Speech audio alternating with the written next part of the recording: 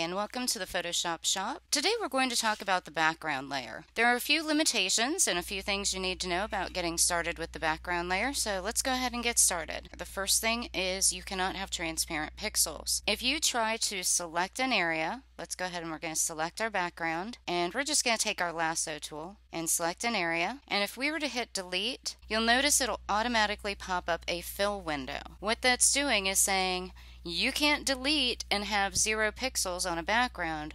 We have to fill it with something, and this will force you to pick foreground color, background color, etc. So we're going to hit cancel, and we're going to click anywhere and get rid of our selection. So we've selected an area. We'll go up to edit and we'll cut that area. You'll notice it has cut the area, but it has simply replaced it with our background color of white. Once again, another thing to note is that when you have a background layer, you cannot move the background layer up and you cannot move another layer below it. To move a layer, you would simply just click and drag. If I select my layer with my text, you'll notice I can move this above my wings and I can move it below the wings. Another thing I'd like to note is when you have your background layer selected, it grays out your blending modes and your opacity. You cannot change those. However, if I go to my wing layer and I select my wings, not my layer mask, but my wings, you'll notice then I can change my blending modes and I can change my opacity. Now there are a couple workarounds. First, I always recommend when you're starting a new image to make a copy and save the image elsewhere on your computer, save your original. But I also recommend that when you're starting a new project to simply click Command J on a Mac or Control J on Windows and make a background copy. Then all you have to do is deselect and hide this background, and then you can just work from this copy. Another way, if you double click on the background layer, Photoshop will rename your background layer by default layer 0. You can change this to be coarse layer. Click OK, and now you've noticed it is no longer the background layer. It's named. It took away the lock. We can change the blending mode and we can change the opacity. From this point forward, we would be able to delete pixels if we grab our lasso tool, select an area, hit delete. You'll notice it goes to a transparent background. There's a couple of important facts to know about working with your background layer. Thanks for watching. We'll see you next time at the Photoshop shop.